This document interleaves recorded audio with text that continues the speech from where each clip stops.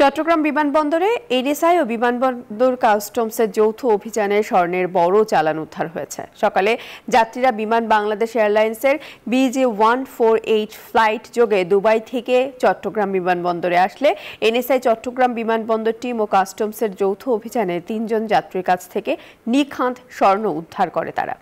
বিমানবন্দর কর্তৃপক্ষ জানায়, এই স্বর্ণ কাপড়ে পেস্টিং করে কম্বলের ভেতরে মুড়িয়ে লুকায়িত অবস্থায় বহন করে আনে ওই যাত্রীরা। বিকাশে কম খরচে ক্যাশ আউটের লিমিট বেড়ে 50,000, প্রিয় এজেন্টও 2টা।